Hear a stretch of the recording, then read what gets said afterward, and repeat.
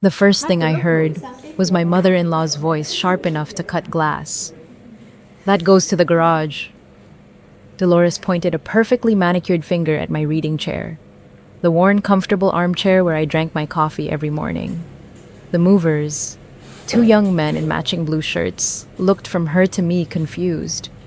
The coffee in my hand was cold. I hadn't noticed. Outside, the morning air was a mix of diesel exhaust and the damp soil of my trampled flower beds. The moving truck's constant, high-pitched beep, beep, beep was the soundtrack to the invasion. "That's my chair," I said. My voice was even the way I kept it at work, when questioning a rounding error in a budget report. Dolores didn't look at me. She never did when issuing a command. Her attention was on my husband Scott, who was hovering near the doorway, pretending to be helpful by staying out of the way. "Scotty, tell the men to put my sofa where that sad little love seat is. My sad little love seat. The first piece of real furniture I ever bought for myself." "Mom, maybe we should discuss the layout first." Scott started, his voice already apologetic. "There's nothing to discuss." Dolores finally turned her gaze, sweeping over the living room. Her living room now. Her furniture was nicer than mine, newer, meant to be seen. Her collection of ceramic cats was already being unwrapped, all 20 of them, their glassy eyes staring. Framed photos were stacked by the wall, all of Scott as a child, Scott with his late father Scott on family vacations. There was no space left for me. Family helps family. Isn't that right, Margaret? "It's Margot," I said for what felt like the 100th time in 5 years. Oh, right. Margot," she gave a little laugh. "Such an unusual name." The invasion continued. A large mahogany armoire scraped against the doorframe. 6 boxes labeled "Fragile," Mom's treasures, were stacked in the entryway. I had agreed to let her stay for 2 weeks, just temporarily, while her apartment was being renovated. We were now at the start of week 3, and this was not the furniture of a temporary guest. This was the furniture of a new monarch. One of the movers. The younger one wiped sweat from his brow. "Mom, where do you want the bedroom set?" "The master bedroom, of course," Dolores said, as if it were the most obvious thing in the world. A stillness fell over the room. The air grew thick. I looked at Scott. He was suddenly fascinated by his own shoes. My voice came out quieter than I intended. "Dolores, the master bedroom is ours." "Oh, honey, bless your heart." The sweet southern drawl she used for public consumption was a weapon. "I have a bad hip. I can't be climbing stairs all day to get to that little guest room." "Scotty understands." "Don't you?" Scott cleared his throat, still not looking at me. "I mean, it's just for a little while, right, Mom? Temporary. We can take the guest room for a while." Temporary. That word again. Like a splinter you promised to remove, but learn to live around the dull ache becoming a part of you. I looked past him through the open door to the moving truck. It was completely empty now. Nothing about this was temporary. I turned without another word and walked to my home office, my sanctuary. I closed the door and leaned against it, the cool wood, a small comfort against my back. I could hear her voice, muffled but clear. "And this room," she was saying, "will make a perfect sewing room for me." My fingers found the handle of the top desk drawer and pulled it open. I stared down at the folder inside, at the clean, crisp edge of the house deed. The gun I hadn't known I was holding. Through the door, her voice came again, sharper this time. "Margaret, come help with lunch." Chop, chop! The kitchen smelled of her. That heavy gardenia perfume she wore was already sinking into the curtains, marking its territory. She'd changed the radio station from my news podcast to an oldies station, and she had taken over the cooking. "Oh, you were going to make that casserole," she'd said, waving a dismissive hand at the ingredients I'd laid out. "Let me show you how Scotty really likes it." Now I was chopping vegetables. The knife hit the cutting board with a little too much force. Chop, chop, chop. A steady, angry rhythm only I could hear. Scott sat at the table, scrolling on his phone, a master of strategic retreat. You know, in my family, we always took care of each other, Dolores said, from the stove, not turning around. I said nothing. My mother lived with us for 10 years before she passed.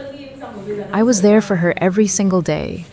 Every single day. That's what family does.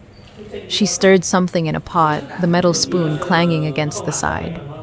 Family takes care of each other. That means sacrificing. Sacrificing. She never said who was supposed to do the sacrificing. It was always we, always each other. But somehow each other always meant me. This kitchen is tiny, she announced. When I sell my co-op, maybe we can renovate. My knife stopped. Your co-op. Oh, didn't Scotty tell you the building's going condo? I'll get a nice little payout. She paused. Of course, most of it will have to go to, well, expenses. First mention of money. And expenses was deliberately vague. I filed the information away a quiet debit in a mental ledger. I started chopping again. Dolores glanced past me into the dining room. That old cabinet doesn't match anything in here, does it? It was my mother's, I said. Oh, there was no warmth in the word. Well, that explains the style. My condolences. Not, I'm sorry. Condolences. The kind of formal, cold word you offer a stranger for a loss you don't care about. I gripped the knife handle, said nothing, and swallowed the bitterness. Again. The next 2 weeks established the new laws of the house. My laws no longer applied. The thermostat was the first battleground.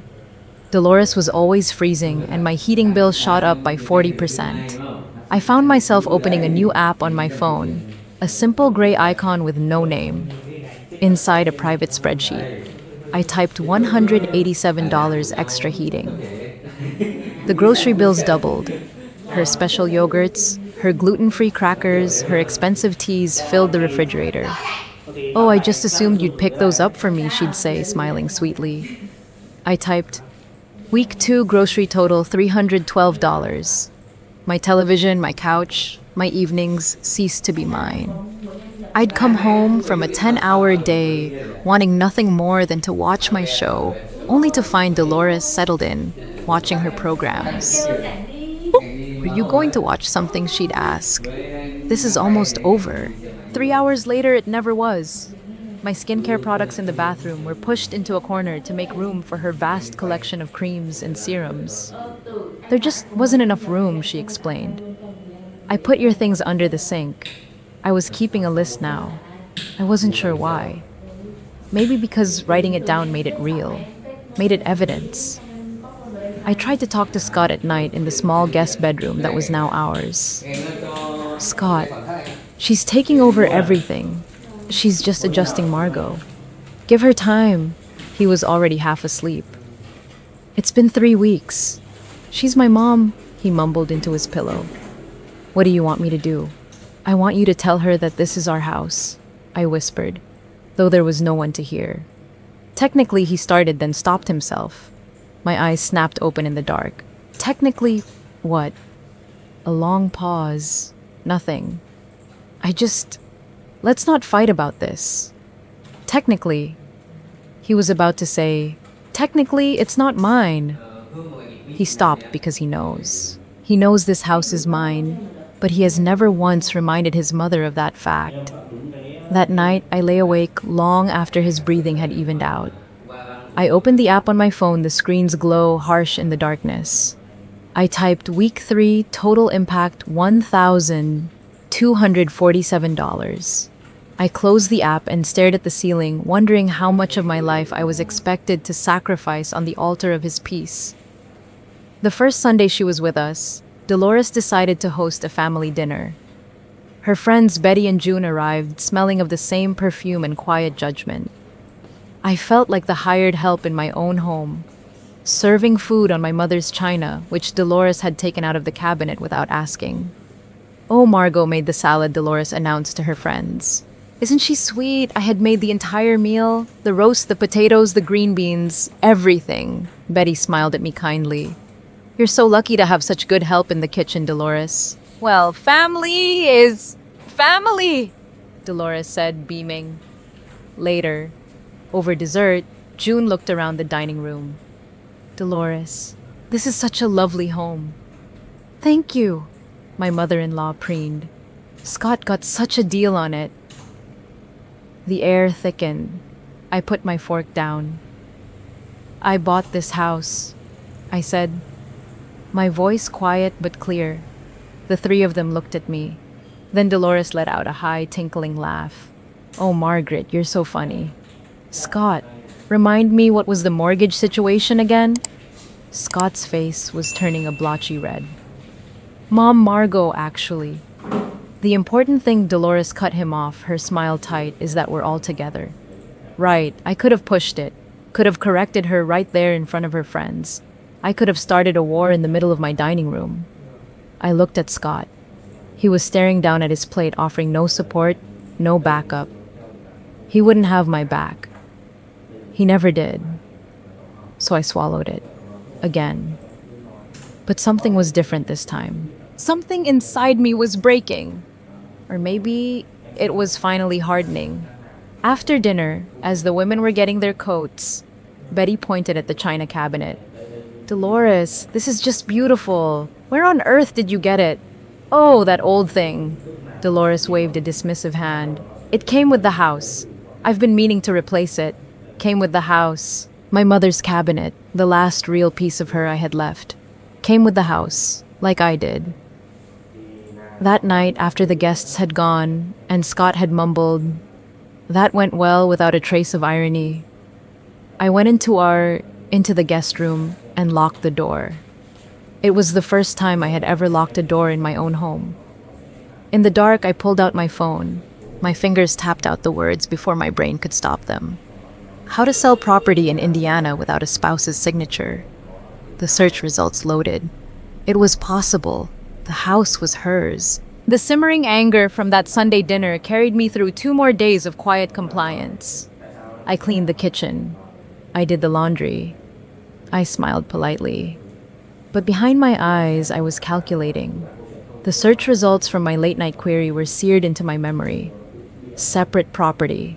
Sole ownership. No spousal signature required. I came home on Tuesday to the familiar scene of chaos. Dolores's game show was blaring from the television. The kitchen was a wreck, from whatever she'd decided to cook and not clean up, and Scott's car was once again absent from the driveway. He was working late more and more often. Or at least that's what he called it. I called it hiding. This had become the new normal. Come home, clean up someone else's mess, eat leftovers, and retreat to my office. But tonight, I didn't make it to my sanctuary. As I headed for the office door, Dolores's voice cut through the noise of the TV. "Sit down, we need to talk." I stopped. She had never in the 5 years I'd known her asked to talk to me directly. She spoke at me, around me, through Scott, but never with me. She clicked the television off, and the sudden silence was more alarming than the noise. "I've been here a month now," she said, her voice stripped of its usual sweetness. "This was business." "Yes," I said, my hand still on the doorknob. "And I think it's time we discuss more permanent arrangement." My stomach didn't drop. It turned to a cold, hard stone. "The guest room isn't working for me," she continued. "My hip needs a proper bed, a proper bathroom. The master suite is really the only option. The master bedroom is mine and Scott's," I said, keeping my voice level. "Was." The single word hung in the air. "But things change, Margaret. You're young. You can adapt." To what I asked. Sleeping in my own guest room indefinitely. Her smile didn't reach her eyes. It was a thin, sharp line. To being part of this family. We make sacrifices.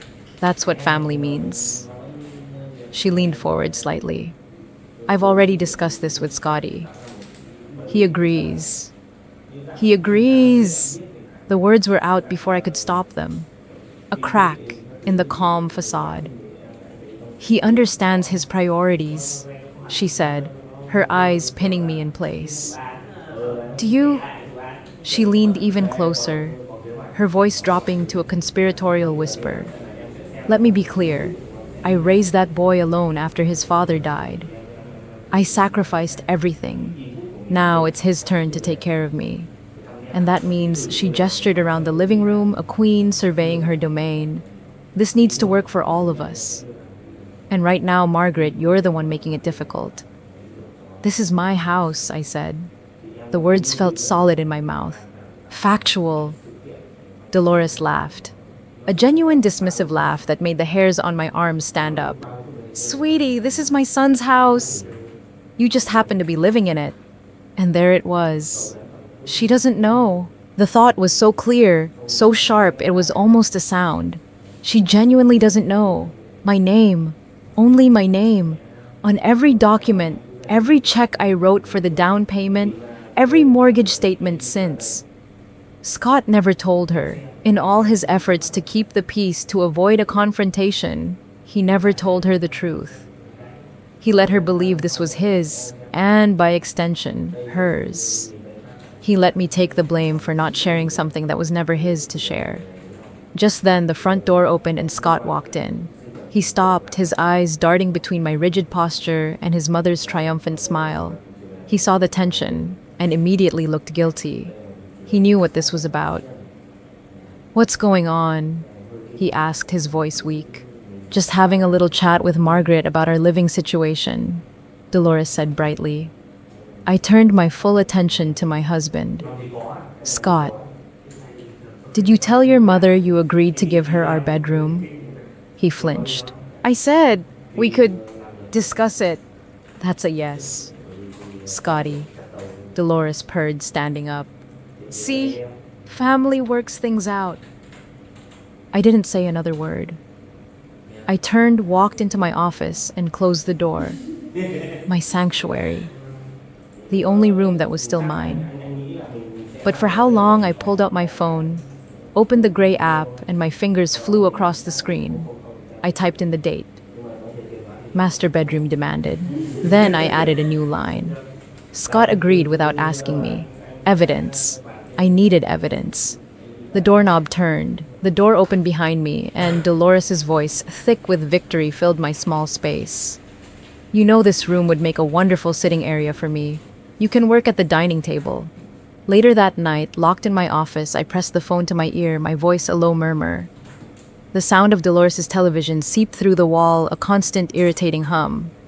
Wait, back up, Polly's voice said on the other end of the line. She demanded your bedroom. And, Scott agreed, your husband agreed to kick you out of your bedroom. He calls it compromising. Polly was silent for a moment. When she spoke again, her voice was steel. Honey, that's not a mother-in-law. That's a hostile takeover. She took a breath. When you bought that house, did you put Scott on the deed? No. We weren't even dating yet. And when did you get married? I meant to, but then his credit was bad and the refinance didn't make sense. And my voice trailed off. So the house is 100% in yours, Polly stated. It wasn't a question. Another silence. This one longer, letting the fact sink in. Margot, she can't make you do anything. You own that house.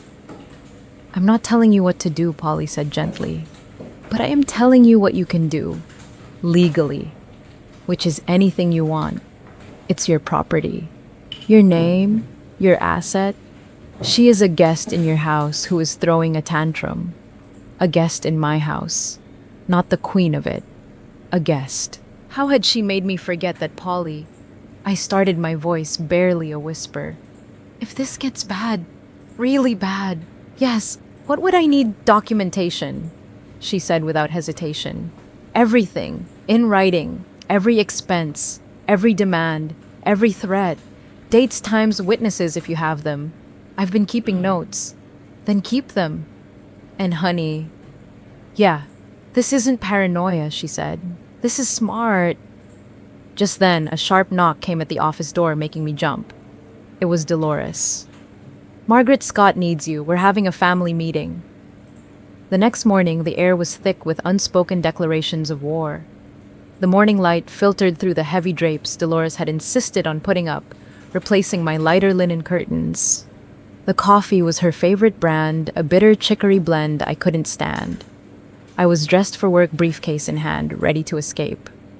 But Dolores was blocking the front door, a sentinel in a silk robe. "Before you go," she said, "we need to establish some ground rules. I have to get to work. This is more important than work. Family is always more important." Scott was already sitting on the sofa, not making eye contact with me. "Mom just wants to make sure we're all comfortable," he offered to the floor. "I've made a list," Dolores announced, and from the pocket of her robe, she produced a folded piece of paper. It was typed. I took the paper and unfolded it. It wasn't a list of suggestions, it was a list of terms. 1. The master bedroom would be transferred to Dolores for her comfort and health. 2. The office was to be converted into a sitting room for her private use. 3. Margot would park on the street as the garage was easier for Dolores given her hip. 4. The grocery budget would be increased to accommodate her specific dietary needs. 5. Quiet hours would be observed from 8 in the evening until 8 in the morning as my late arrivals from the office were disruptive. 6. All weekend activities were to be family approved in advance. I read it twice, my mind struggling to process the sheer audacity. "This is insane," I breathed. "This is reasonable," Dolores replied coolly. I looked at my husband. "Scott," he finally looked up, his expression pained. "Maybe we can discuss." "There is nothing to discuss." Dolores cut him off. "This is my house too now. I'm family." My voice, when it came, was dangerously quiet. "Your house." "A figure of speech," she said, waving a dismissive hand. "Number one," I looked directly at her. "You said, my house. This isn't your house. This has never been your house." My mother-in-law's eyes narrowed. "Excuse me. You are a guest here," I said, each word a carefully placed stone. "I have welcomed you as a guest, but you don't make lists in someone else's home." Scott made a noise. "Margot, and you don't take someone else's bedroom. And you don't!" I crumpled the typed list in my fist. The paper crackling in the silent room, hand them demands. The silence that followed was shocking, terrible. Dolores's face transformed. The sweet facade melted away, revealing something hard and cold underneath. "Well," she said, her voice dripping with venom, "I see what kind of woman you really are." She expected me to apologize, to backtrack, to smooth things over. She expected the old Margot. But that Margot had died somewhere between being called Margaret and being told her office would make a wonderful sitting area. Scott, Dolores demanded, turning on her son. "Are you going to let her speak to your mother this way?" Scott looked trapped, his eyes darting between us. "Mom, maybe what she snapped. Maybe your wife should learn her place. Maybe she should remember that I was here first." I grabbed my keys from the hook by the door. "I have to go to work," I said, my voice shaking slightly. At the door, I turned back and looked at them both, a united front of dysfunction on my sofa. "Dolores, you can stay here as a guest, or you can leave, but you will not run me this house." I paused, letting the final words land. "It's not yours." I walked out, pulling the door closed behind me. My hands were trembling, but I had done it. I had finally said no. Through the living room window, I saw Dolores and Scott talking, their heads close together. He wasn't arguing. He was listening intently, his head moving up and down, nodding. The garage light buzzed a sickly yellow halo over the cardboard boxes stacked haphazardly on the cold concrete floor. "Margaret's Things" was scrawled in Dolores's familiar looping handwriting across several of them. 6 hours. I had been gone for 6 hours working, earning the money that paid for this house for her to live here. And she had erased me from my own home. Not just moved my belongings, erased them. My computer, a newer model I had bought myself for work from home days, sat lopsided on a stack. My files, some with sensitive work documents, were scattered. And then I saw it my mother's journal. It was tucked into a smaller box, its worn leather cover barely visible, also labeled Margaret's Things, the name she refused to learn. The journal my mother had kept in her last years, filled with observations about my childhood, her hopes for my future. Irreplaceable. Tossed into a garage box like refuse. I noticed other things too.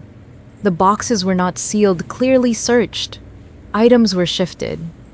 My grandmother's heavy desk lamp, a solid brass piece, was upside down. She had gone through my things. But the house deed, the most important document of all, was not among them.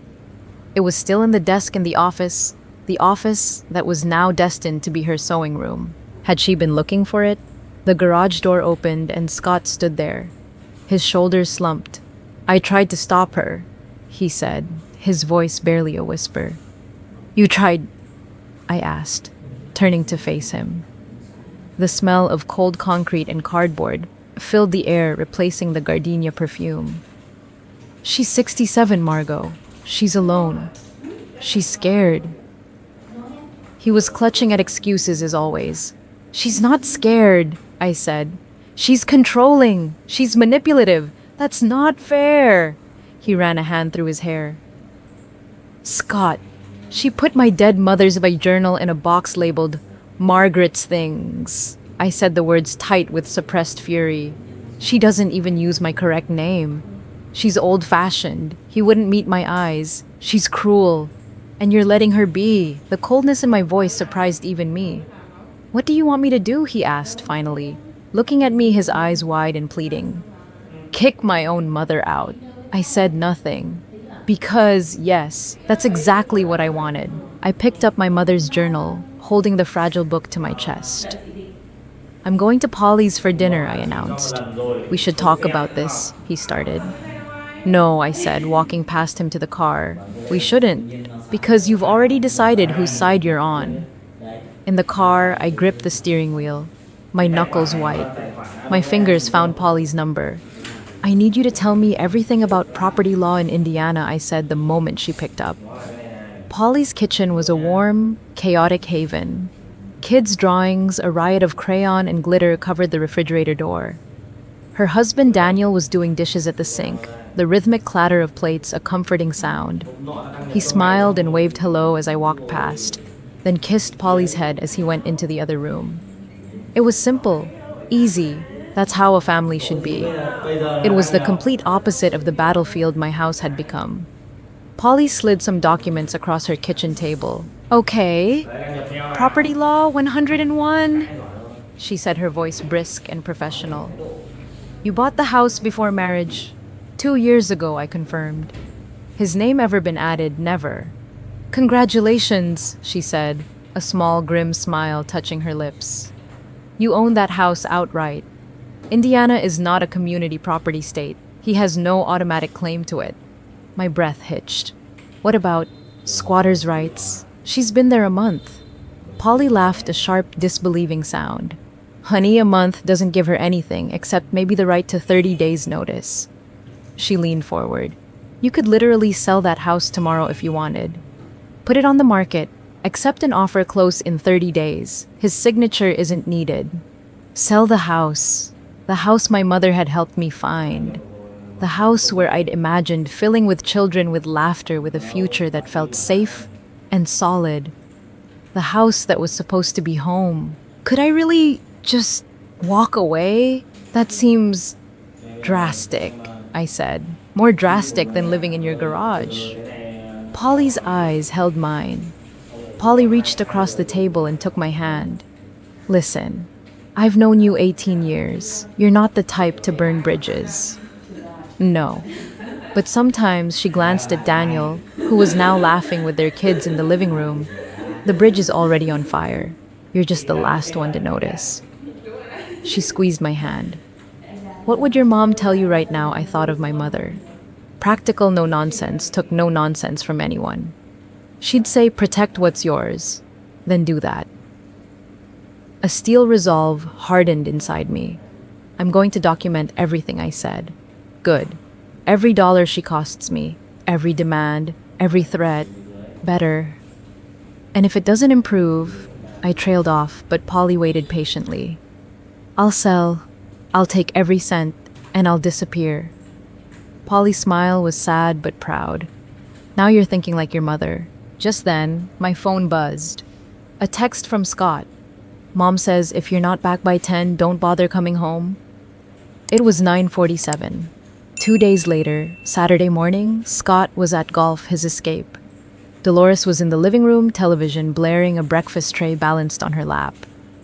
I was in the kitchen wiping down counters, though it often felt like I was cleaning a rental unit after a party. This had become my new role.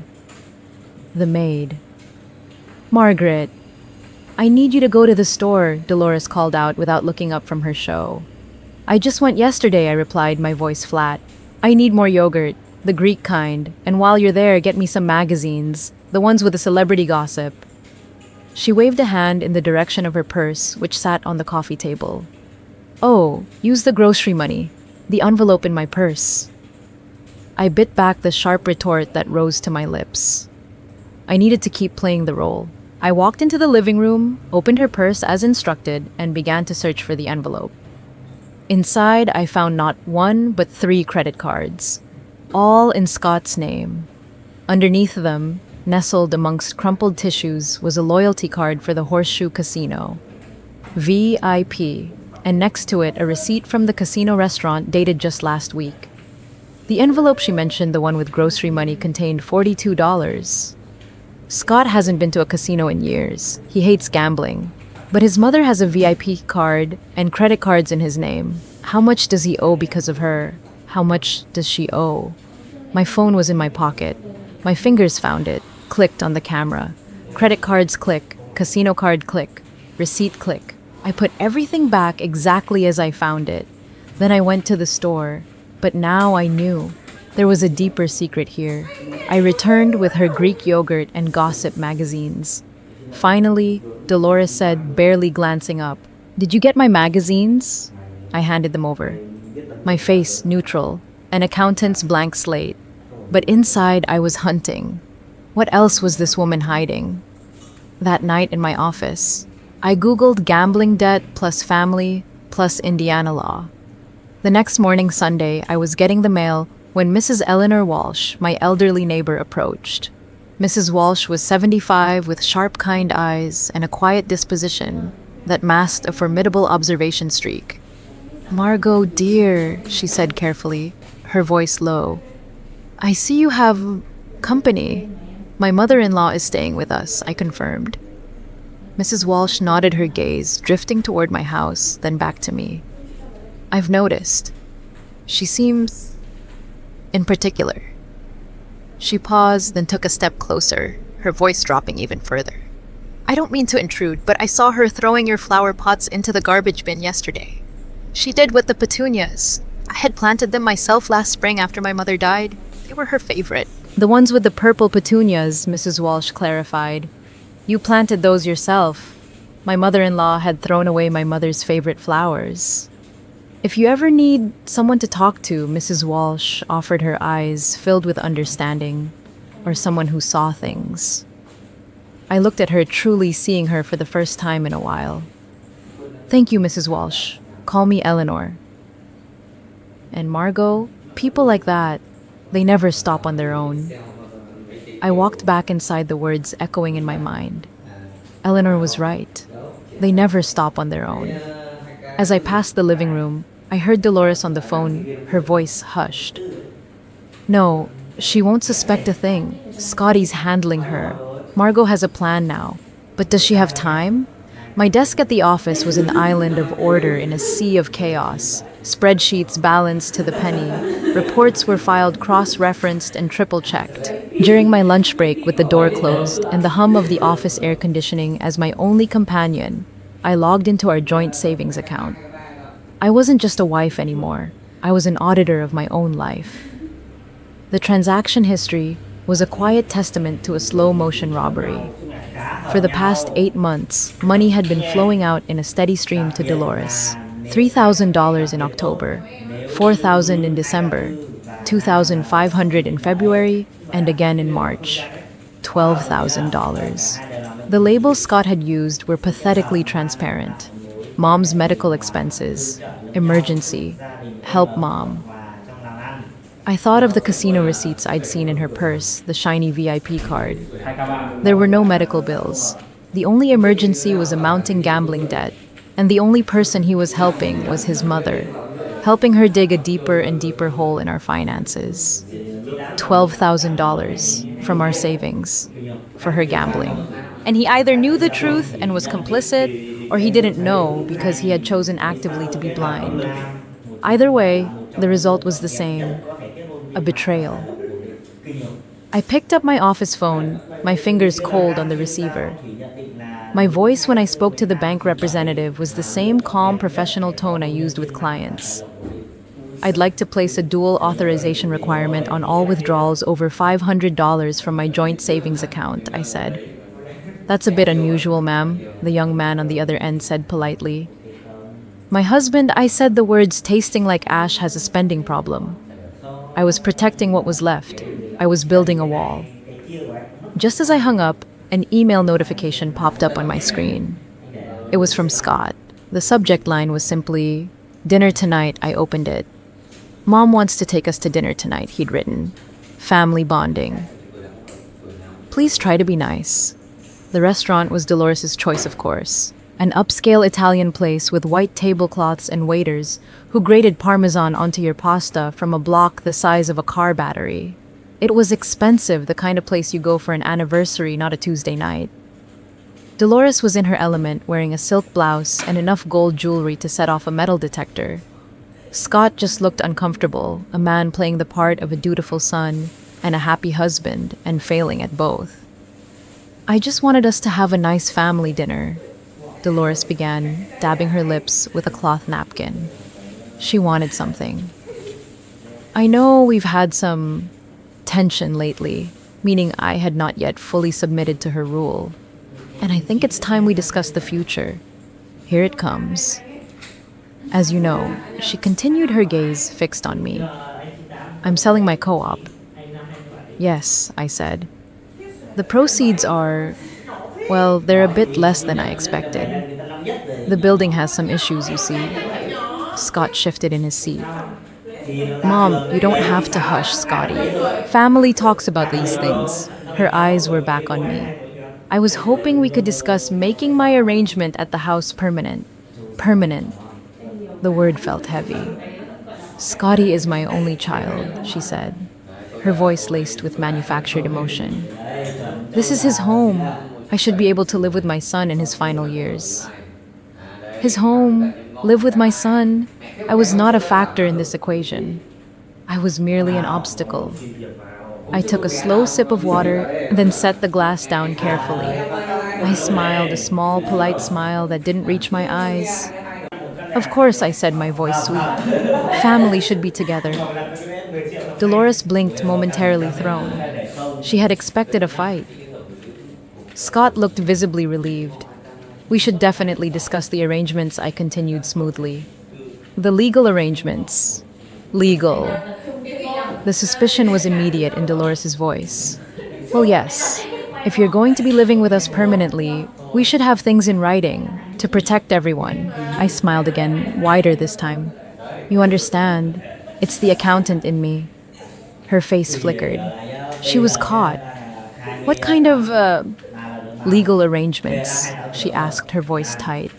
"Oh, just the basics," I said, spearing a piece of lettuce with my fork. "A simple lease agreement, a breakdown of shared expenses, a contribution for utilities. You know." I took a bite, chewing slowly. "I'll have my attorney friend draw something up for us to look at." I could see the frantic calculations behind her eyes. Watch her squirm. She couldn't say no without admitting she expected a completely free ride for the rest of her life. She couldn't say yes because, as I now suspected, she didn't have a penny to her name to pay rent. Check. The rest of the dinner was painfully awkward. When the check came, Dolores made a great show of searching through her purse. "Oh, for crying out loud, I must have left my wallet in my other bag," she exclaimed. Of course she had. I placed my credit card on the tray. "One $147. Later, sitting in the car on the way home, I discreetly opened my Gray app and added the entry to my spreadsheet. It was an expensive lesson, but for the first time in weeks, I felt like I had won something. As we pulled into the driveway, Dolores turned in the front seat to look at me. Her sweet smile was gone. "That was a clever little move, Margaret," she said, her voice cold. "But don't think for a second I don't see what you're doing." That week, I began my own quiet rebellion. The small victories were what kept me going. On Monday, I installed a clear lockable cover over the thermostat. "The old one was malfunctioning, Dolores," I explained with a bright false smile. "The landlord, that's me, is very particular about maintenance." The house was now a comfortable 68 degrees day and night. My next heating bill dropped by $90.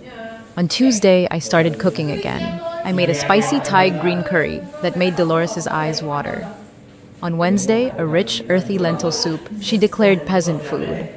"It's a new health plan," I told Scott when he asked. Doctor's orders. Dolores was forced to buy her own bland, processed meals. On Thursday, I accidentally changed the Netflix password. "Oh, you can't log in," I asked, feigning surprise. "You must need my new login. Here, I'll add you to my account." Now I could see what she was watching and when. More data for my files. And on Friday, I went to the post office and rented a P.O. box. All my important mail bank statements, legal documents, personal letters would go there now. She could no longer snoop. These were petty victories. I knew that. But after weeks of losing ground, of being erased from my own home, it felt like breathing again. It felt like taking back territory one square inch at a time. "Mom says you're being passive-aggressive," Scott said to me that Friday night, his voice laced with exhaustion. We stood in the kitchen, a foot of neutral space between us. "Am I asked, meeting his gaze. "She says you're making her feel unwelcome." A laugh escaped me, a real, actual laugh. The sound was so foreign in that house, it made us both startle. "Good," I said. Scott stared at me as if he'd never seen me before. Maybe he hadn't. Maybe this is who I was supposed to be all along. Maybe this was the woman my mother had raised. Later that night, as I walked past Dolores' bedroom on my way to the guest room, I heard her voice, a low murmur on the phone. The door was slightly ajar. I paused, my feet silent on the runner. "Yes," she was saying. "Yes, I understand the risk, but we need to accelerate the timeline." She's getting suspicious. Accelerate the timeline. The words had haunted me all weekend. What timeline? What was she planning? I felt a new sense of urgency, a feeling that I was no longer just reacting but racing against a clock I couldn't see. On Saturday, I came home from a trip to the P.O. box to find strange cars parked along our street. As I walked up the driveway, I heard the sound of laughter, of multiple conversations, the clink of glasses. My stomach tightened. She was hosting her friends again, Betty and June and several others I didn't recognize. This time she hadn't even bothered with the pretense of asking me. I walked into a living room full of strangers. My mother's china was laid out on the coffee table, with little sandwiches on it. My food from my pantry was being served in my house, and I was the last to know. Betty saw me first. "Margot, we were just saying how generous you are to let Dolores stay with you." I managed a tight smile. "Family helps family." I said the words tasting like poison. "I was just telling them about our little arrangement," Dolores said, gliding over to me, a hostess in her own mind. "Our arrangement?" I asked, my voice dangerously soft. "How I'll be staying on permanently," she announced to the room. "And how wonderfully accommodating you've been about it all." It was a trap laid in public. She had announced it as a done deal in front of 5 witnesses. My only choices were to accept her decree, making her look gracious, and me generous, or to object and look like a cruel, unwelcoming daughter-in-law. She had me cornered. Just then, Scott came down the stairs. He stopped on the bottom step, taking in the scene, the guests, the food, my face. For the first time in a long time, he seemed to actually read the room. He saw the corner I was backed into. Mom, he said, his voice clear and firm. I don't think we've finalized anything like that. Dolores's smile faltered. Don't be silly, Scotty. No, Mom, he interrupted. And then he said the words I had been waiting 5 years to hear. This is Margot's house. She gets to decide who lives here. A profound silence fell over the room. The guests looked at each other, their smiles frozen. Dolores's face was a mask of disbelief. Scotty, what are you? I think it might be time, Scott said, his gaze steady on his mother, for you to think about going back to your apartment. While it's still yours. I couldn't breathe. For one shining, impossible moment, I believed everything might actually be okay. The guests left in a flurry of awkward goodbyes. The moment the door closed, the tense civility in the room evaporated. My heart was pounding a frantic, hopeful rhythm against my ribs. I cannot believe you just humiliated me in front of my friends. Dolores hissed, her face tight with a rage she no longer bothered to conceal. I told the truth, Mom, Scott said. He didn't back down. You sided with her, she spat, jabbing a finger in my direction. Over your own mother. I sided with my wife, Scott said. And the words were a balm on a wound I didn't know was still open. Like I should have been doing for weeks. I stood by the fireplace watching the man I married finally appear. This was him. This was the man I wanted, the partner I needed, the protector. Finally. Mom, I love you. Scott continued, his voice softening slightly. But this isn't working. You can't just move in and take over our lives. Take over. Her voice rose. I've been contributing. You've been spending our money on God knows what. My breath caught. He knew I checked the accounts, Mom. $12,000 in the last 8 months. Where did it go? Dolores began to sputter, her defenses crumbling. She tried every excuse. Medical expenses, debts his father had left behind, things a son wouldn't understand. Each lie was weaker than the last, transparent and desperate. I think you should go back to your apartment this week, Scott said, his voice quiet but final. You would throw me out, she shrieked, her voice cracking. Your own mother, I'm not throwing you out. I'm asking you to go back to your own home. We can visit. We can help you. But you can't live here. It was happening. He was actually doing it. He was choosing me. He was choosing us. A warmth spread through my chest, a feeling so unfamiliar I almost didn't recognize it. It was hope. After all this time, maybe I had been wrong about him. Maybe he just needed to see things clearly without the fog of obligation. We could get the house back. We could rebuild our marriage. We could move forward. Everything I wanted was suddenly within reach. Dolores stormed off to her room, the master bedroom, and slammed the door. Scott and I were left alone in the sudden ringing silence. Thank you, I whispered. He ran a hand over his face, looking exhausted but resolute. I should have done that weeks ago. I'm sorry. Why didn't you? He looked at me, and for the first time I saw something honest in his eyes. I was scared, he admitted. She's always been like this. I just learned it was easier not to fight her. I reached out and touched his cheek. We can get through this, I said. He nodded, but a flicker of something unease maybe crossed his face. I need to go talk to her. Calm her down, make sure she knows I still love her. The hope in my chest wavered.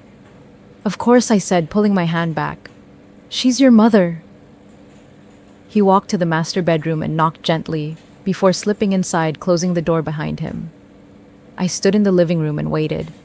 The minutes stretched on. I cleaned up the remnants of the party, washing my mother's china by hand and putting it carefully back in her cabinet. I went upstairs. I could hear the low murmur of their voices through the door. I waited some more. 1 hour turned into 2. The hope that had soared so high just a short time ago began to feel heavy, like a bird with a broken wing tumbling back to earth. When he finally came out, he wouldn't meet my eyes. We were in the small guest room, the space that had become our bedroom. The air was thick and still. What did she say? I asked, my voice barely a whisper. A lot, he said, sitting on the edge of the bed, his back to me. Are you okay? He was quiet for too long. A cold dread began to creep up my spine. Scott. She told me about the money, he finally said. The gambling money. He turned sharply. His eyes narrowed. You knew I found her casino card. The receipts in her purse. Why didn't you tell me? His voice was accusatory. The twist was so sudden, so sharp, it stole my breath. I thought I was protecting him, gathering information to help him see. But now, in his eyes, I was the one who had been deceptive. I was gathering evidence. Evidence, he scoffed, against my mother. He shook his head. She's in debt, Margot. Real debt. $47,000. She's about to lose her apartment. Because of gambling, Scott. Not because of some tragedy. It's because of grief. He shot back, his voice rising. She started after Dad died. She couldn't cope. It's an addiction. That doesn't excuse what she's done to us, to our home. It explains it. He cut me off. It explains everything. No. The word screamed in my head. No, no, no, he was doing it again. Making excuses, building a narrative where she was the victim, choosing her. She needs help, Margot. Real help, he said, his voice now pleading. And she can only get that if she's here with family. You were going to ask her to leave, I said, my voice hollow. That was before I understood. Understood what? That she has been manipulating you your entire life. His face hardened. She's sick. Margot, a gambling addiction is a disease, and it's not my job to cure it. I said the words, feeling like a final desperate stand. Scott stood up, his jaw tight. Maybe not, but it is my job to help my mother, and if you can't understand that... He didn't finish the sentence. He didn't have to. The unspoken words hung in the air between us. Then you're not who I thought you were. Then you're the problem. I turned away, staring at the wall, at a life that had felt so full of possibility just a few hours ago. It was all gone. Every last drop of hope had drained away, leaving nothing but a cold, empty ache. That night, Scott didn't sleep in the bed with me. He slept under the couch in his mother's room. To comfort her, he said. The false victory had lasted less than a day. Scott's brief stand had been nothing more than a momentary retreat before the full force of his mother's will. He was sleeping in her room now, a sentry at the gates of her approval. The house had become enemy territory. I moved through it like a ghost, silent and watchful, waiting for the other shoe to drop. I didn't have to wait long. I came home early from work a few days later. A headache pounding behind my eyes, the fluorescent lights of the office having become unbearable. The house was quiet. Too quiet. I set my keys on the small table in the entryway and was about to head for the guest room when I heard Dolores' voice, a low murmur from the kitchen. The door was ajar. I stopped, every muscle in my body tensing. Yes, Betty. I know what I'm doing, she was saying, her voice smooth and confident. I froze my hand, hovering over the doorknob. The house has to be in Scott's name eventually, she continued, and I could picture her swirling her tea, a general outlining her campaign. It's his wife's separate property right now, but once I get him to pressure her... A pause. No, she doesn't suspect a thing. She thinks this is just about my apartment. Another pause, followed by a soft, satisfied laugh. The gambling debt is $47,000. Yes, that much. But once we sell this house, we can pay it all off and have enough left to buy a new place. A nice little condo just for the two of us. Just for the two of us. Not the three of us. Scotty. Oh, he'll do whatever I tell him to. He always has. The casual cruelty of the words stole the air from my lungs. The wife, she'll either sign over the deed or I'll make her life so miserable she'll want to leave. She wasn't just controlling. She was a saboteur. This whole time, from the moment that moving truck arrived, it had been a plan. Get in, take over, push me out, sell my house. And Scott, my husband, was just a tool she would use to do it. I backed away from the door, my movements slow and silent. I slipped back out the front door, closing it with a barely audible click. I got into my car and sat there, the engine off my hands shaking. I pulled out my phone, opened the voice memo app, and held it to my lips. My voice was a strained whisper. Date, October 26th. Time, 3:14 p.m. Overheard Dolores Holbrook on the phone, discussing a plan to pressure me to sign over the house. She started a gambling debt of $47,000. She stated her intention to sell the house and purchase a new property for herself and Scott. She stated she would make my life, quote, so miserable she'll want to leave, unquote. I stopped the recording, saved it, and immediately sent a copy to Polly. Then I started the car and drove to my friend's office. Polly listened to the recording, her expression growing harder with every word. When it was finished, she set my phone down on her polished desk. Her office was a place of calm, ordered strength, a world away from the chaos of my home. You're sure? She asked, her voice quiet. I heard her. Polly. Every word. And you want to sell? I want to be free, I said. And the truth of it resonated into the quiet room. Of all of them. Polly nodded, her lawyer mind already at work. Legally, it's simple. The house is 100% yours. No signature needed from Scott. We can put it on the market with a quiet listing, no sign in the yard. We find a cash buyer that can close in 30 days, maybe less. You keep all the proceeds. She paused, her gaze softening. What about marriage? I looked out the window at the city skyline. I think it's been over for a while, I said. I just didn't want to see it. Do you want me to file for divorce? Not yet, I said, turning back to her. I want to sell the house first. I want to be gone before he even knows what's happening.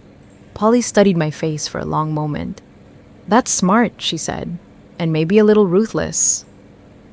I learned from the best, I replied. His mother. We made the plan then. Polly would connect me with a realtor she trusted, someone discreet. We would aim for a cash buyer to expedite the closing.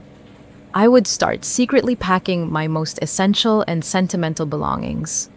And Polly would draw up the divorce papers, ready to be filed the day after the house closed. A clean break. Where will you go? Polly asked. I don't know yet, I admitted. Somewhere they can't find me. That sounds lonely. Maybe, I said, but it also sounds peaceful. As I left her office, I sent a text message to the realtor Polly had recommended. Her name was Rita Delgado. I need to sell my house, quickly and quietly. Can we meet tomorrow? That evening, I walked into an ambush. Scott and Dolores were waiting for me, sitting together on her sofa in my living room. A united front. An intervention. We need to talk, Scott said, his voice strained. About what? About your behavior? Dolores said, her voice dripping with false concern. My behavior. You've been secretive, Scott listed off the charges, hostile. You've been making Mom feel unwelcome. The accusations came one after another, a volley of twisted truths. I was spiteful for changing the Netflix password. I was controlling the thermostat. I was cruel for cooking food Dolores couldn't eat. I was deceptive for going behind their backs with our finances. I was manipulative for trying to turn him against his own mother. Everything I did, I said, my voice dangerously calm, was to protect myself in my own house. Your house, Dolores sniffed. You keep saying that. Because it is my house. She smiled, a slow, predatory smile. Scotty Scott looked down at his hands, unable to meet my eyes. Margot, he said, his voice thick with a pain that was not my own. I think it's time we added Mom to the deed. The shock was a physical blow, knocking the air from my lungs. Add his mother to the deed of my house. The house I bought with my own money. The house my mother had helped me pick out. The house I owned before I ever knew his name. He didn't even know it was legally impossible. But the fact that he asked, the fact that he had been so completely broken down that he would even ask, No, I said. The word was a stone. Be reasonable, Scott started. I said no.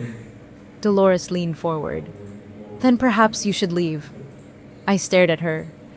Excuse me, if you can't be a part of this family, she said, her voice like ice. If you can't make these very reasonable accommodations, then perhaps this isn't the right home for you. A laugh escaped my lips.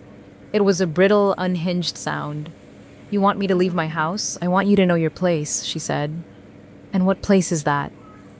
A guest, she smiled. Just like I was, until you showed us who you really are. I turned to Scott. He was staring at the floor, a statue of a man. He said nothing. He didn't defend me. He didn't contradict her. Scott, I asked, my voice flat, are you really going to let her speak to me like this?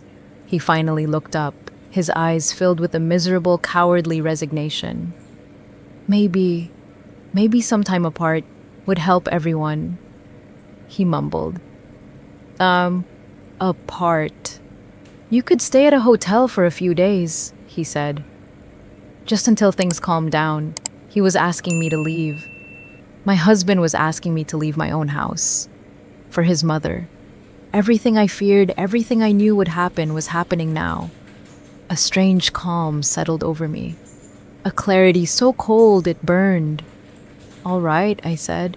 Dolores blinked, surprised by my easy agreement. All right, if that's what you both want. If that is your final decision. It's just temporary, Scott began. Temporary, I repeated, a smile touching my lips, though it held no warmth.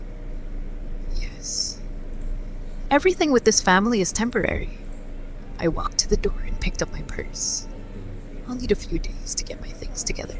You can come back for your things later, Dolores started. Oh, I will be coming back for my things, I said, looking directly at her. All of them. I walked out, got in my car, and drove. I didn't cry. I was past tears. I picked up my phone and called Polly. It's happening, I said. Tonight. I want to list the house tomorrow. The hotel room was near the highway. The art on the walls was a cheap print of a field of poppies. The bedspread was thin and scratchy, and the ice machine down the hall hummed a constant, mournful tune. I sat on the edge of the bed and stared at nothing. 5 years of marriage, 6 weeks of invasion, and now this. In a cheap hotel room, because my husband had chosen his mother. The grief was for the idea of a family I had wanted so desperately, a place to finally belong. This was the second family I had lost. I could give up. Sign over the house, get a quick divorce, walk away with nothing but my clothes.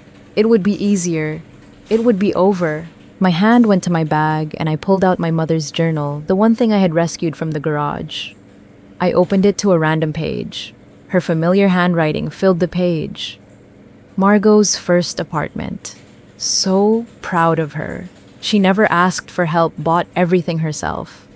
My independent girl, independent. My mother had seen that in me, even when I had forgotten it. I am not my mother's weak daughter. I am my mother's independent daughter. I don't need their permission. I don't need their approval. I just need to protect what is mine. And then walk away. Free. I wiped my eyes, though no tears had fallen.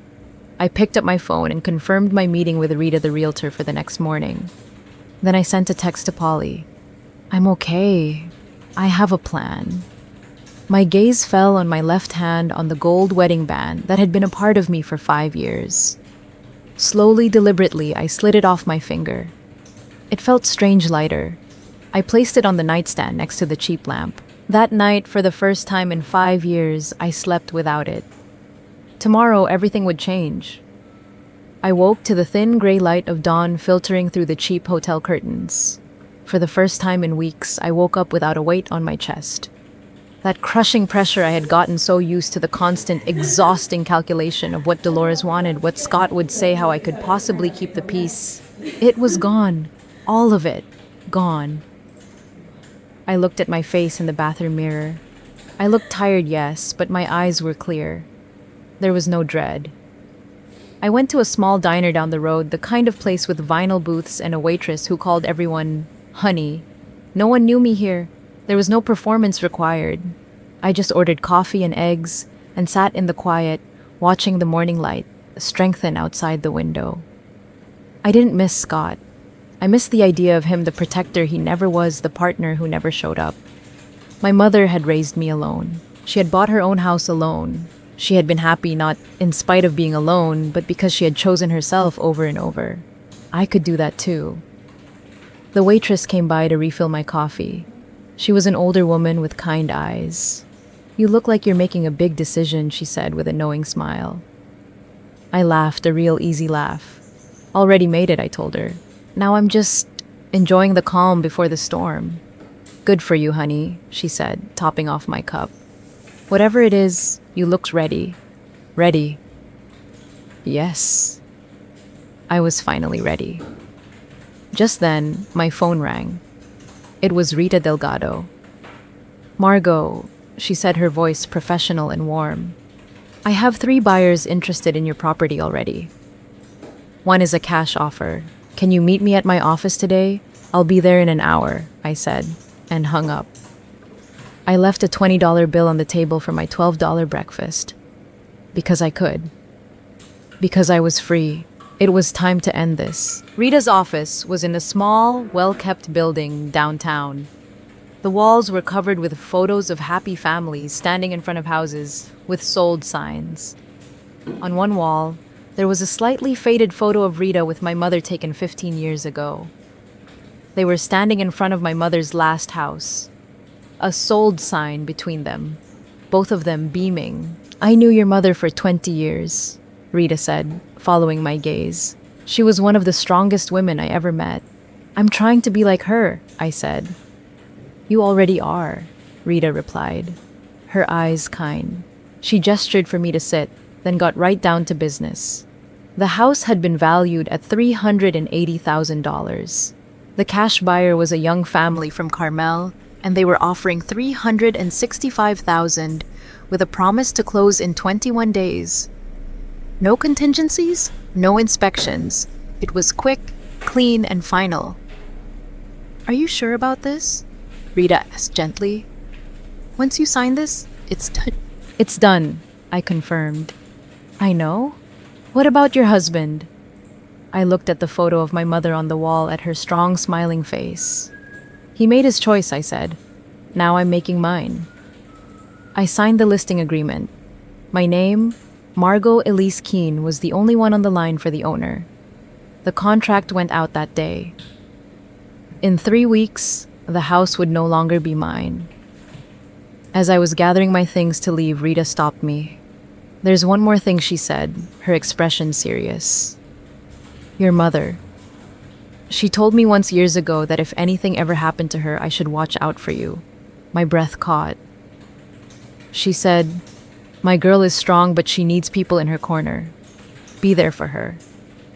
She said that she knew you, Margot, better than anyone. And I think she knew you might face something like this someday. Mom. Even gone, she was still protecting me, still in my corner. Through Rita, through the house, she helped me buy through everything. "Where will you go?" Rita asked. I thought for a moment. "I don't know yet," I said. "Maybe somewhere warmer. Somewhere new. Start fresh. Start over," I corrected. "The right way this time. Just me." Rita smiled, and it was a beautiful, genuine thing. "Your mother would be so proud." I didn't cry, but it was a near thing. "Thank you, Rita," I said, my voice thick, "for everything." "Go live your life, honey," she said. "You've earned it." From Rita's office, I drove straight to Eleanor Walsh's house. She opened the door before I had a chance to knock, as if she had been waiting for me. "You're really leaving," she said. It wasn't a question. "I have to," I replied. "For myself." She nodded, a deep, knowing look in her eyes. "I understand." I left my first husband after 30 years. Best decision I ever made. She handed me a neatly folded piece of paper. "You might need this someday." In court, I unfolded it. She had written down everything: dates, times, observations. Dolores yelling at Scott in the driveway. The day she threw my petunia pots in the garbage. An afternoon last week when I had apparently been locked out for over an hour. It was all there, a clear-eyed testament from a reliable witness. I hope it doesn't come to that, I said, folding the paper carefully and putting it in my purse. Better to have it and not need it than to need it and not have it, she said sagely. I gave her a brief, heartfelt hug. Thank you, Eleanor, for seeing me when no one else did. That's what neighbors are for, she said, patting my arm. The good ones, anyway. I left her house knowing I wasn't crazy. Someone else had seen it all. The next 2 weeks were a masterclass in stealth operations. I told Scott and Dolores I had to travel for work, a series of on-site audits. It was a plausible lie given my job. In reality, I rented a small, clean storage unit on the other side of town.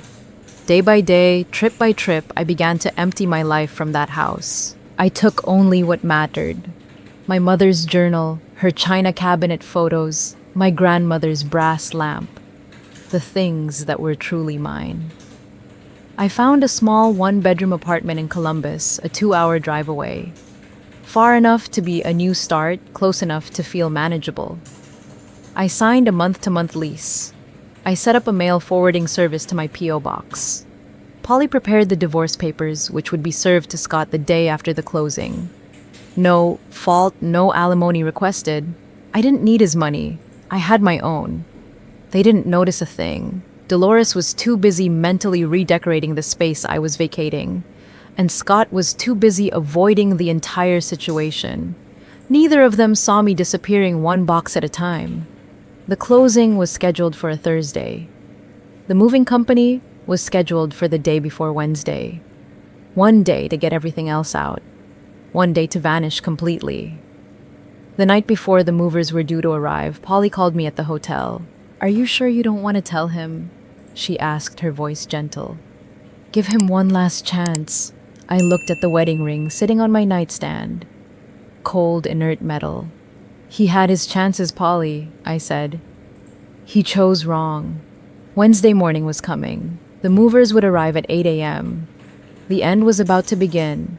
At precisely 8 o'clock on Wednesday morning, a moving truck larger than the one Dolores had used pulled into my driveway, its air brakes hissing. It blocked her car in completely. 3 men in matching blue shirts hopped out, clipboards in hand. I met them on the porch, dressed in jeans and a t-shirt, a woman ready for work. The front door opened. Dolores stood there, her hair in rollers, a silk robe pulled tight around her. Her face, still soft with sleep, cycled through confusion, then irritation, then outright fury.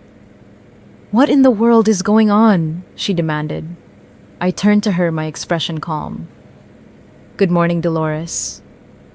I'm moving out." "Moving out?" she scoffed. "What do you mean moving out? I mean, I sold the house." I said the words clear and precise in the cool morning air. "The new owners take possession tomorrow." Her face went slack. "You can't sell this house." "I can. I did. It's done. But this is Scott's house, no Dolores," I said, cutting her off. "It never was." I let the truth land, simple and devastating. "I bought this house 2 years before I even met your son. His name was never on the deed. He has no legal claim to it. It's mine. And now it belongs to the Kessler family from Carmel." Her mouth opened and closed, but no sound came out. This is fraud," she finally sputtered. "This is property law," I replied. "You should have looked it up before you tried to steal my home."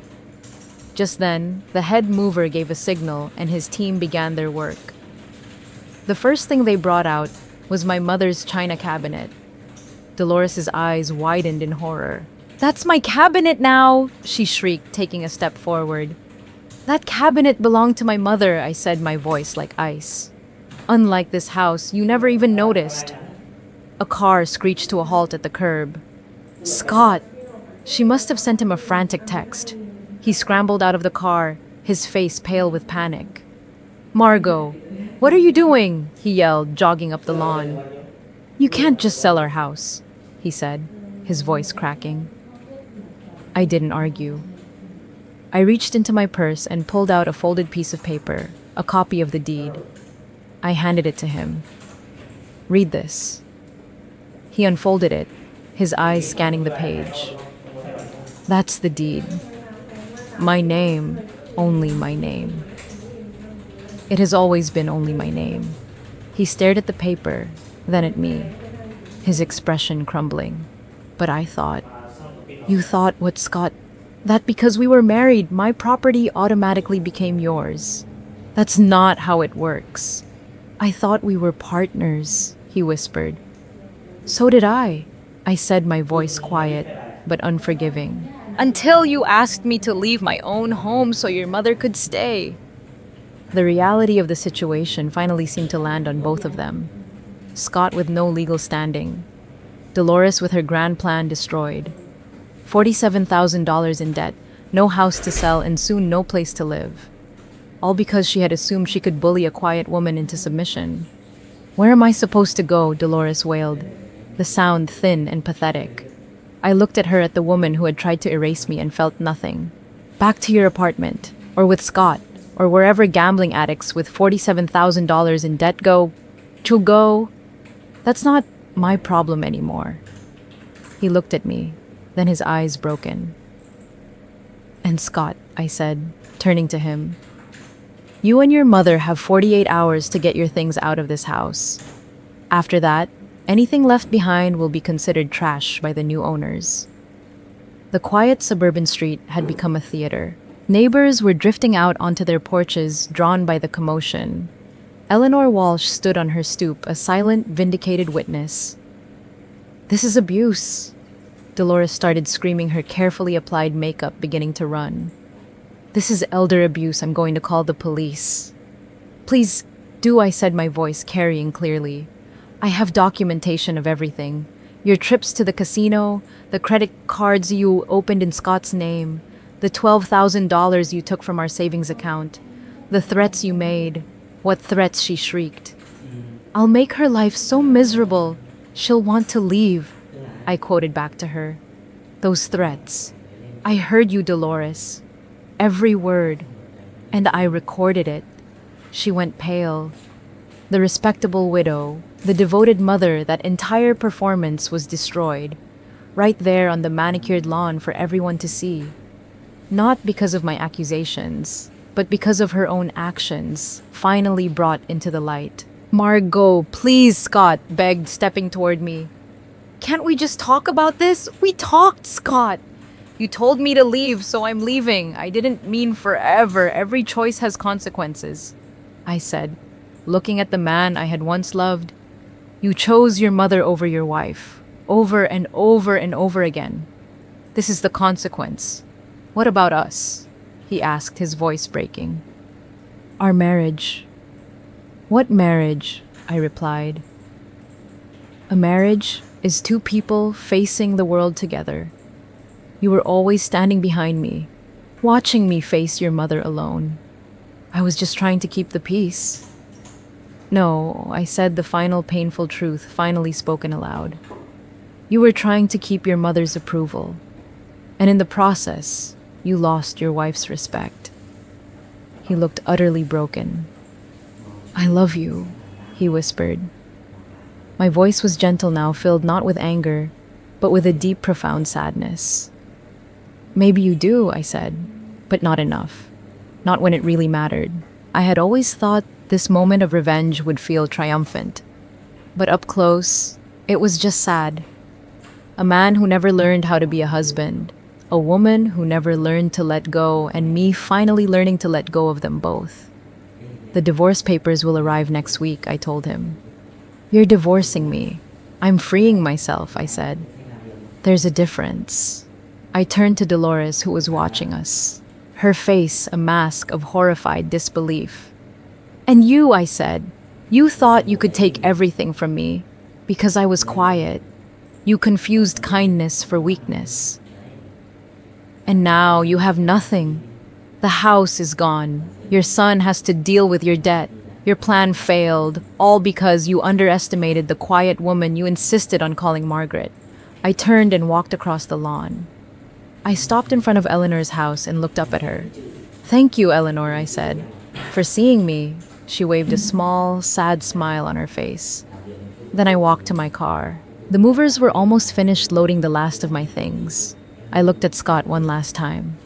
"You could have had a wife who loved you," I said. "Instead, you have a mother who uses you. I hope it was worth it." I got in my car. I started the engine, and I drove away without a single glance in the rearview mirror. On the highway with Indianapolis shrinking behind me, I called Polly. My windows were down the wind, whipping through my hair, carrying the old life away. "How do you feel?" she asked. I thought for a moment. "Light," I said. "Is that weird I feel light?" "Not weird at all," she said, her voice warm. "That's the feeling of dropping a burden you didn't even know you were carrying." "Or two burdens," I said. "Named Scott and Dolores." Polly laughed. "You sound like yourself again." I forgot who that was for a while. The money from the house, $358,000 after fees, was already in my account. It was more than enough. Enough for a new start, enough for time to figure out what came next. "You know you can stay with us, right?" Polly offered. "I know," I said, "but I need to be alone for a while. Really alone. Just me." "I get it," she said, "but I'm a phone call away. Always." "I know," I said, my voice thick with emotion.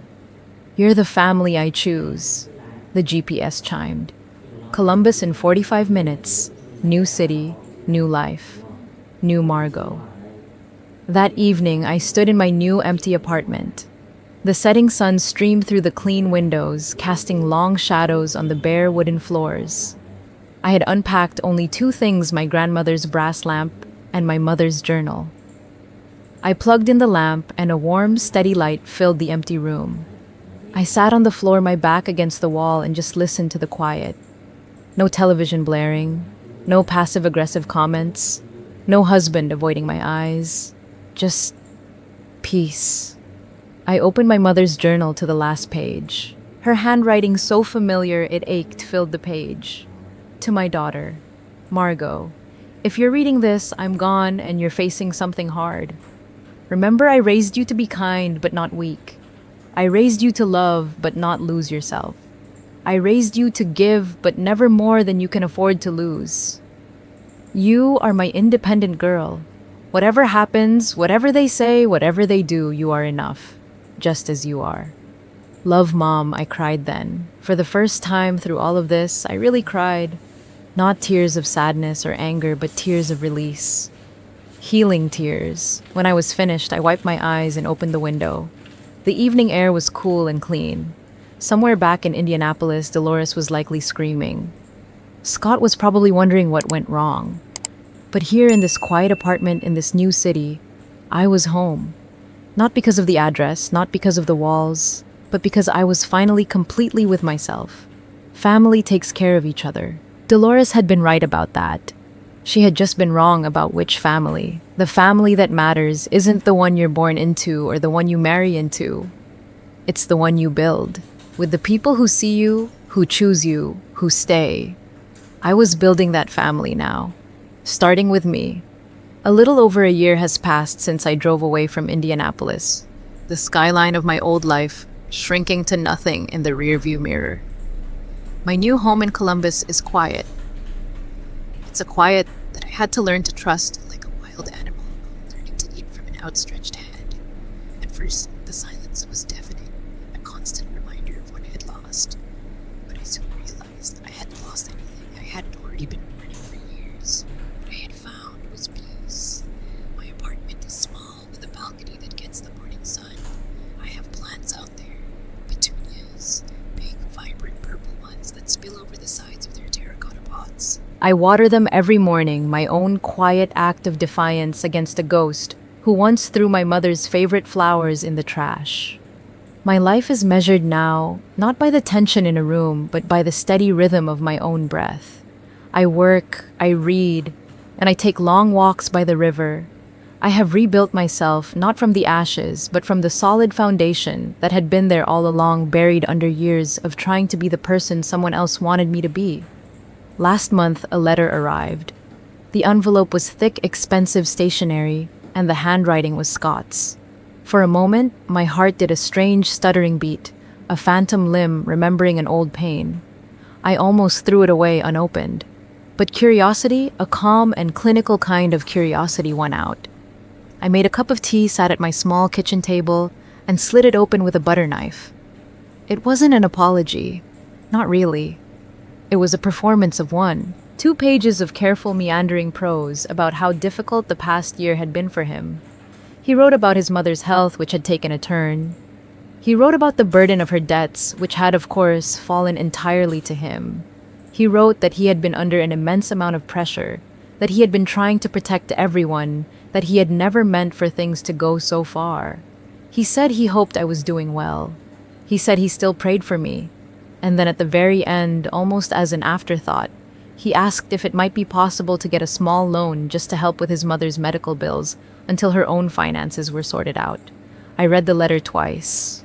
The old Margot would have felt a pang of guilt, a flicker of that old toxic sense of responsibility.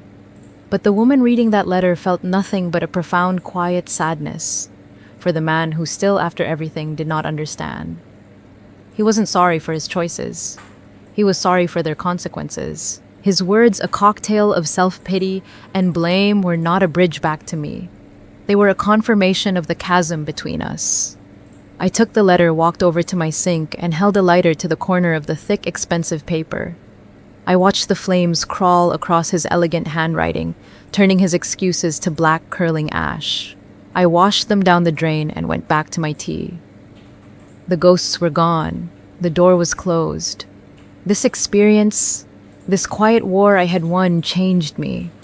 It etched something into my bones, a kind of knowledge you can't learn in a book. And I found, to my surprise, that I could see its shadow in others. There's a young woman at my new accounting firm, Jenna. She's bright, efficient, and carries a quiet sadness in her eyes that I recognized immediately. She's 26, and she's the sole support for her older sister, a woman who drifts from one crisis to the next, leaving a wake of debt and drama that Jenna is always left to clean up. I would hear her on the phone sometimes, her voice low and pleading.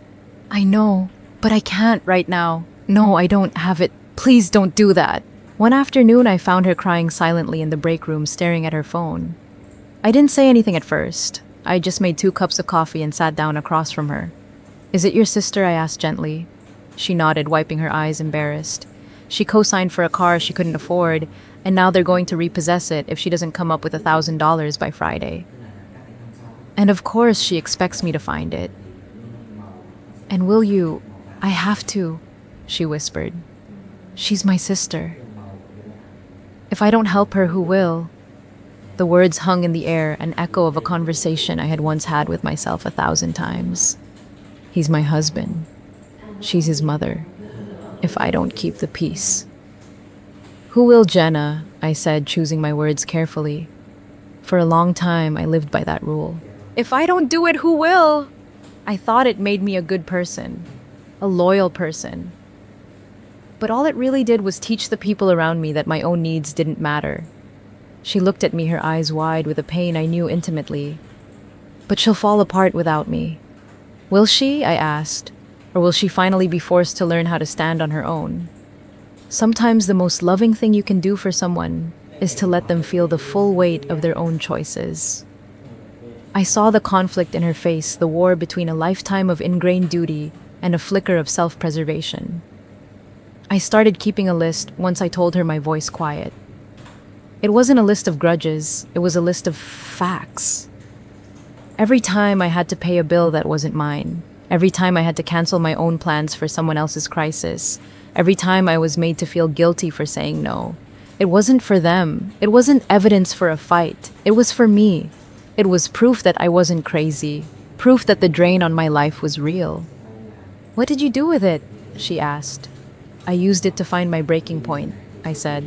I used it to give myself permission to finally choose myself. I never told her the details of my story. She didn't need them. She just needed to see that someone else had stood where she was standing and had found a way to walk away. A week later, Jenna stopped by my desk. She looked different, lighter. I didn't give her the money, she said, a small, proud smile on her face. I told her I loved her, but that I couldn't fix this for her. She screamed. She cried. She said I was selfish. "And how do you feel?" I asked. Terrified, she admitted. And free, that I realized is the final chapter of my story. It wasn't about the money or the house or even the satisfaction of watching Dolores's plan crumble. It was about this, the ability to take the hardest lesson of my life and use it to hand someone else the key to their own cage. My pain had been forged into a kind of wisdom, and in sharing it, I was healing parts of myself I didn't even know were still broken. That night, I stood on my balcony looking out at the lights of my new city. The air was cool, and the petunias were thriving. For so long, home had been a place I had to fight to exist in. But now, I know that home isn't a structure of wood and nails. It's a quiet internal space you build for yourself, a sanctuary where your own peace is the most important rule. You don't need anyone's permission to build it. You just need to decide that you are worthy of living there. This story is a reminder that there is a profound difference between keeping the peace and paying for it with your own. For years, you may have been told that family is everything that your duty is to endure, to forgive, to sacrifice. But you cannot set yourself on fire to keep someone else warm. Your kindness is not a weakness to be exploited, and your silence is not consent to be erased. You cannot control how other people behave. You cannot fix their choices, and you are not responsible for the consequences they create for themselves. But you have absolute control over whether you continue to participate in the chaos. The silent exit isn't always about selling a house. Sometimes it's the quiet decision to stop answering the frantic phone call, to stop funding the crisis, to stop accepting the blame. It is the moment you realize that your primary responsibility is to protect the life you have built, your home, your savings, and most importantly, your sanity. So I ask you, what is the peace in your life costing you? And when was the moment you realized that the price had finally become too high?